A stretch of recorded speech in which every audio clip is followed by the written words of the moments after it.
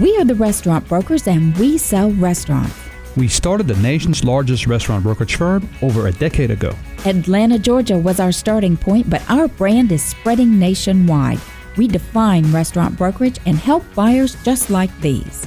Our dream, our goal, open up a restaurant, loving life, serving people breakfast and lunch, and then enjoying the rest of the day with them and ourselves. Buying an existing restaurant, leasing a closed restaurant space, or purchasing a restaurant franchise. We help buyers satisfy their appetite for acquisition. I'm part of a husband and wife team with this fella. Working with my wife has been a lot of fun. The ultimate goal for everybody here is to make this work. And because we have different strengths, we bring different angles to the deal. The process begins with our powerhouse website, WeSellRestaurants.com, where buyers sign online confidentiality agreements and browse restaurants for sale. Then we send buyers undercover to check out a restaurant and decide if it's the right one for them. Buyers get our proprietary business analysis tool with all the financial details on the business for sale. After studying the restaurant inside and out, it's back to our office. We are deal makers. We write contracts and negotiate terms for buyers and sellers. That's why we sell more restaurants than any other firm in the nation. We are the restaurant brokers. Our name says it all.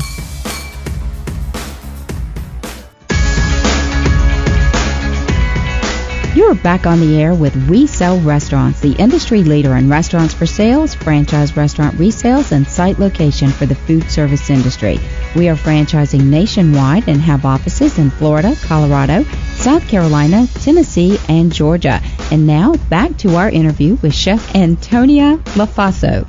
So tell me how Joe and Tim, because I know we see limited amount on the show, and I mean, it may have helped you also opening your eyes, because I mean, Chef talk to investors, and they try to put deals together all over this country every hour or 24 hours a day. How about valuation? How's that really kind of drilled down to the contestants, and what have you learned also personally from the valuation perspective of a restaurant from the show?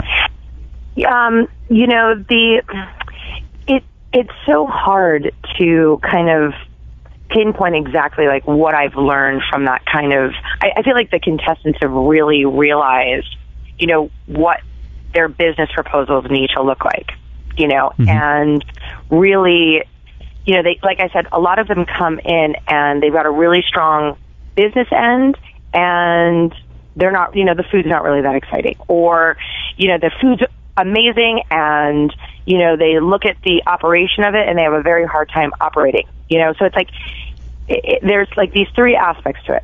Can they operate? Can they create great food? And can they sustain numbers? That, they're looking for like the trifecta. You know what I mean? Mm-hmm. They want all three. And so far, a couple of contestants I think have gotten really close and have really met all three, and like I said, a lot of times they kind of waver. I have to tell you, a lot of times we're talking about food costs on the show, and I know that some of my business partners are listening going, yeah, Antonia, last month was one of my business partners, Mario, when he saw the first episode, and I was like killing someone for their food costs, and there was just something that had happened at one of the restaurants, Black Market, and he's just like, we've had the same conversation. I was like, I know. So I'm just as guilty of it, just for the record. Like I said, I'm not perfect. So in those moments, I do find it sometimes a little, I take a little like giggle at myself, because I come from a chef perspective a lot of times before I come from a business perspective, and I get really excited about a dish, and I have got this amazing idea, and I throw everything on, and it's selling great, and everyone loves it, and I'm like, yeah, that's a 38% food cost. What were you thinking? That's a problem. It shows up at the end of the month, and, where the artist end of me starts to fight with the business end of me, and I even have those conversations sometimes, with my business. They're like, Antonia, and I'm like, but, this is, people are coming here just for, and they're like, we understand that. And I'm like, I understand that too. It's like, I'm almost arguing with myself, because I know what's right. I know that if I put on this dish that's selling at 38%, food cost, and it needs to be at 30, then I need to find something else on that menu that's going to help balance it out. You know what I mean? Right, and train the staff then to upsell into that higher margin item for you. Exactly, but I get caught in that same hamster wheel too, where I'm so excited about this, amazing shrimp toast idea that I had, and I'm at the Asian market and I'm buying all these ingredients, and I'm like, oh yeah, okay, that just cost me $250. You know what I mean? So at the end of the day, I can really relate to the back and forth that they go through because, I do it myself in my own business. So it sounds like you stay, even though you're on the road, you must be traveling, shooting, doing all kinds of things and appearances and taking time out to be interviewed. But you're still very hands-on in your restaurants then. Oh, absolutely. Absolutely. I'm, it's back and forth depending on, what it is that I'm shooting. Like obviously we start shooting again. Restaurants start at the end of this month. So all of, the end of November, all of December, all of January, I've been in the venues every night, and I'm still very hands-on even in the venues. I expedite the line. And, I do a little bit of like walk the dining room every once in a while. I always find it so strange. Obviously people like when I do it, but I'm always convinced that like I'm going to be in the dining room talking to somebody and someone's going to be eating something that they don't like, and they're going to be like, see, because she's out here talking to someone, this wasn't right. So I always have this like crazy, crazy feeling, I'm super, super, super paranoid. And, but no, even when I'm in the venues, I expedite. I'm very hands-on with my sous chefs, my chef de cuisine, all of my line cooks. It's where I started is in the kitchen, so it's a natural place for me to be, so I enjoy it.